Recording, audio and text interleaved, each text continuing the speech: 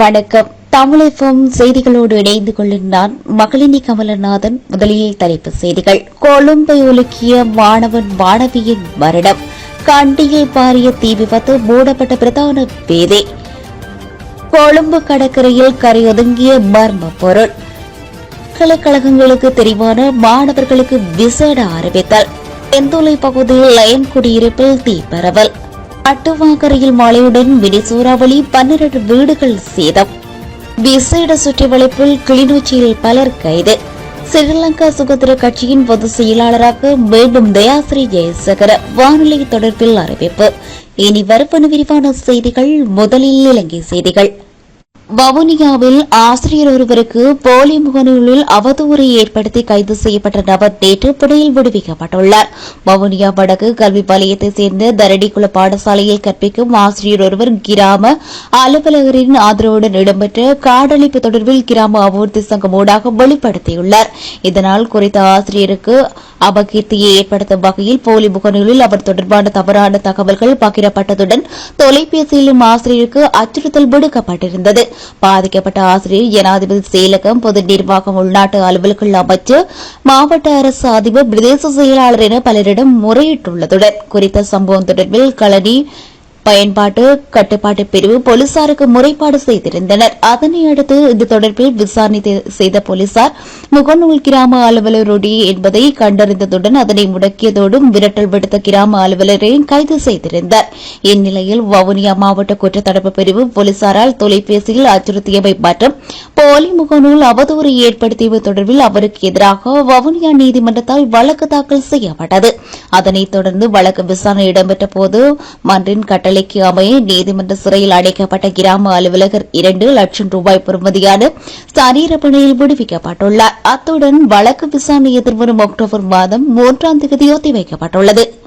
Colombo company வீதியில் உள்ள சொகுசு அடுக்குமாடி குடியிருப்பின் 67வது மாடியில் இருந்து தவறி விழுந்து 15 வயது மாணவன் மாணவியின் சடலங்கள் பிரேத பரிசோதனையின் பின்னர் உறவினர்களிடம் ஒப்படைக்கப்பட்டுள்ளதாக போலீசார் தெரிவித்துள்ளனர். நேற்று இடம்பெற்ற பிரேத பரிசோதனைகளின் பின்னர் அவர்களது சடலங்கள் உறவினர்களிடம் ஒப்படைக்கப்பட்டுள்ளது. உயிரிழந்தவர்களின் சடலங்கள் அடுக்குமாடி குடியிருப்பின் 3வது மாடியில் குளிரூட்டிகள் பொருத்தப்பட்டுள்ள இடத்தில் இருந்து கண்டெடுக்கப்பட்டதுடன் இயந்திரங்களில் விழுந்தமையினால் உடல்கள் சிதைவடைந்துள்ளதாக தெரிவிக்கப்படுகிறது. கொழும்பு குருத்துவத்தையில் அமைந்துள்ள சர்வதேச பாடசாலை ஒன்றில் 10ஆம் தரத்தில் கல்வி பயின்ற மாணவியும் மாணவனும் உயிரை மாய்த்துக் கொண்டமைக்கான காரணம் இதுவரையில் கண்டறியப்படவில்லை என கூறப்படுகிறது. இவ்வாறு உயிரிழந்த மாணவ மாணவிகள் வெள்ளவத்தை மற்றும் களனி பிரதேசங்களில் சேர்ந்தவர்கள் எனவும் நெருங்கிய நண்பர்கள் எனவும் போலீஸ் விசாரணையில் தெரியவந்துள்ளது. மேலும் குறித்த மாணவ உயரமான இடங்களில் புகைப்படம் எடுப்பதில் நாட்டம் கொண்டுள்ள நிலையில் அவரது கைபேசியில் இதுபோன்ற பல புகைப்படங்கள் போலீசாரால் கண்டுபிடிக்கப்பட்டுள்ளது. அதன்படி அவ்வாறு புகைப்படங்களை எடுக்க முற்பட்ட போது இருவரும் 67வது மாடியிலிருந்து கீழே விழுந்திருக்கலாம் என போலீசார் சந்தேகிக்கின்றனர். மேலதிக விசாரணைகளுக்காக மாணவர் மற்றும் மாணவியின் கைபேசிகள் போலீசாரால் கைப்பற்றப்பட்டுள்ளது. கொம்பன் தெரு போலீஸ் நிலைய பொறுப்பதிகாரி தலைமையில் மேலதிக விசாரணைகள் இடம்பெற்று வருகிறது. இதேவேளை சம்பவத்தன்று மாணவி பாடசாலையிலிருந்து வெளியேற்றப்பட்டதற்கான வெளியான செய்திகள் உண்மையில் எனவும் போலீசார் தெரிவித்துள்ளனர். கொழும்பின் புறநகர் பகுதியான கல்கிச கடற்கரையில் எண்ணெய் மற்றும் தார் போன்ற அடையாளம் தெரியாத மர்ம பொருள் கரையொதுங்கியுள்ளதாக கடல்சார் சுற்றுச்சூழல் பாதுகாப்பு அதிகார சபை தெரிவித்துள்ளது.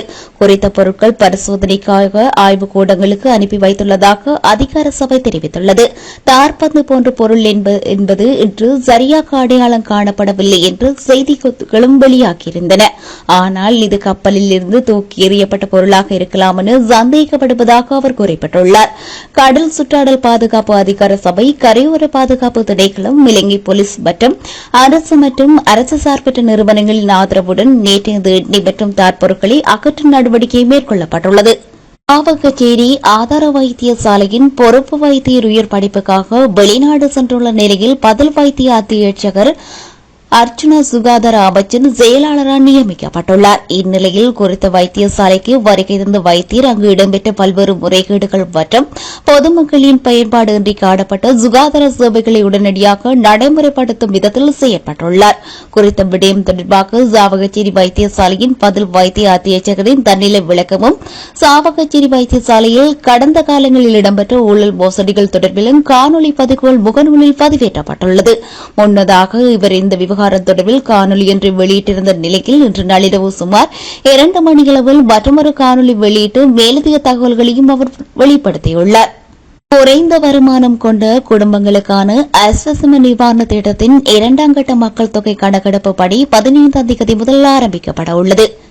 எனவே 2ஆம் கட்ட விண்ணப்பங்களை பூர்த்தி செய்யாதவர்கள் அடுத்த வாரத்துக்குள் விண்ணப்பிக்குமாறு அறிவுறுத்தப்படுகிறது. அதன்படி அஸ்வஸ்ம திட்டத்தின் 2ஆம் கட்டத்துக்கான 4,75,000 விண்ணப்பங்கள் கிடைத்துள்ளதாக தெரிவிக்கப்படுகிறது.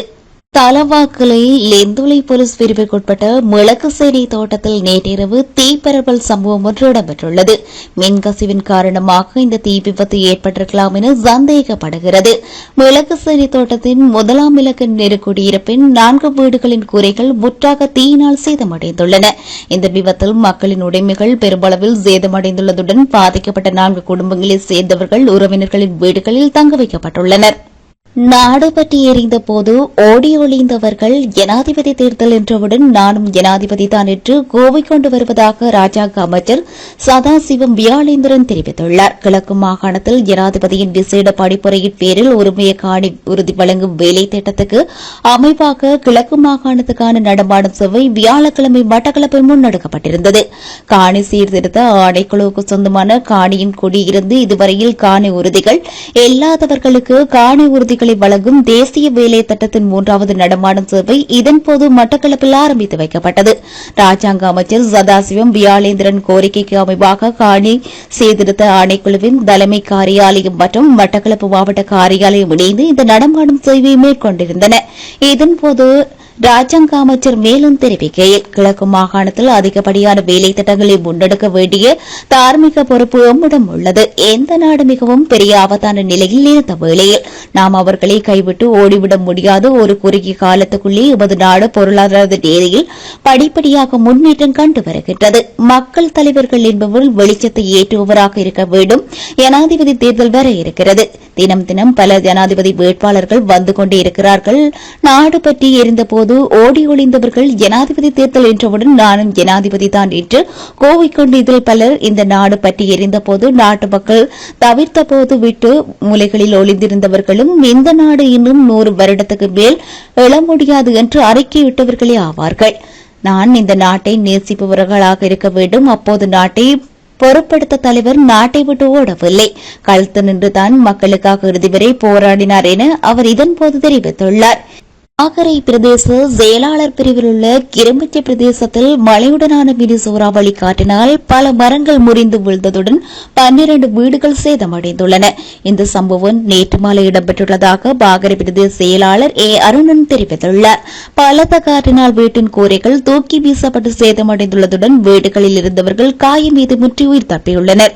சீரற்ற காலநிலையை அடுத்து நேற்று திடீரென மழை பெய்ததுடன் மினி சூறாவளி காற்று வீசியதை அடுத்து பிரதேச உள்ள பல மரங்கள் முறிந்து விழுந்ததுடன் வீடுகளின் கூரை ஓடுகள் தகரங்கள் என்பனவும் தூக்கி வீசப்பட்டுள்ளன. வடமாகாண கல்வி பணிப்பாளராக பணியாற்றிக் கொண்டிருந்த டி ஜோன் குயின்டஸ் மத்திய கல்வி அமைச்சின் கல்வி வெளியீட்டு பிரிவின் பணிப்பாளர் நாயகமாக பதவி உயர்த்தப்பட்டுள்ளார். இதனால் அப்பகுதியில் பெரும் மக்கள் வாழ்த்துக்களை தெரிவித்து வருகின்றனர். குறித்த நியமனமானது இன்று முதல் வழங்கப்பட்டுள்ளதாக தெரிவிக்கப்படுகிறது.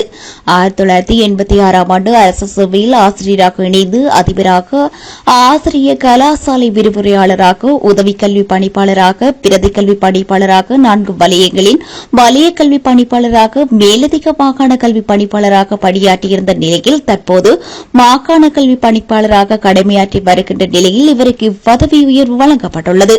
ஒற்றையாட்சிக்குள் தமிழ் அரசியலமைப்பு முடக்கும் செயற்பாடுகளை ஜனாதிபதி ரணில் முன்னெடுத்து வருவதாக நாடாளுமன்ற உறுப்பினர் செல்வராஜா கயேந்திரன் தெரிவித்துள்ளார். யாழில் இடம்பெற்ற ஊடக சந்திப்பின் போது அவர் இதனை தெரிவித்துள்ளார். ஜனாதிபதி ரணில் சர்வதேச நிதி நிறுவனங்களிடமிருந்து நிதியுதவியினை பெற்றுக் கொள்வதற்காக சலுகைகளுக்கு விலை போகக்கூடியவர்களை வைத்துக் கொண்டு பல்வேறு செயற்பாடுகளை முன்னெடுத்து வருவதாகவும் அவர் சுட்டிக்காட்டியுள்ளார். இலங்கையின் பொருளாதார வளர்ச்சி குறித்து உண்மைக்கு புறம்பான பிரச்சாரங்களை இந்திய மேற்கு தரப்பு தெரிவிப்பதாகவும் அவர் குறிப்பிட்டுள்ளார். 2023ஆம் ஆண்டு காப்போத உயர்தரத்தில் சித்தியடைந்த மாணவர்களை 2023-2024 கல்வியாண்டுக்கான தேசிய பல்கலைக்கழகங்களுக்கு அனுமதிப்பதற்கான விண்ணப்பங்களை பல்கலைக்கழக மானியங்கள் ஆணைக்குழு கோரியுள்ளது. கடந்த வருடம் உயர்தர பெறுபவர்களின்படி பல்கலைக்கழக அனுமதிக்கு நிகழ்நிலை ஆன்லைன் மூலம் விண்ணப்பிப்பதற்கான கடைசி திகதி இன்றுடன் முடிவடைந்துள்ளது. எனவே இதுவரையில் விண்ணப்பிக்காத மாணவர்கள் பல்கலைக்கழக ஆணையத்தின் அதிகாரப்பூர்வ இணையதளத்தில் சென்று விண்ணப்பங்களை சமர்ப்பிக்குமாறு பல்கலைக்கழக மானியங்கள் ஆணைக்குழு நினைவூட்டியுள்ளது. கிளிநொச்சி தர்மபுர போலீசில் உள்ள கல்லாறு பகுதியில் விசேட சுற்றிவளைப்பு இடம்பெற்றுள்ளது. இதில் 10 பேர் கைது செய்யப்பட்டுள்ளதுடன் போலீசார் இராணுவத்தினர் சிறப்பு அதிரடி படையினர் இணைந்து இதனை மேற்கொண்டுள்ளனர்.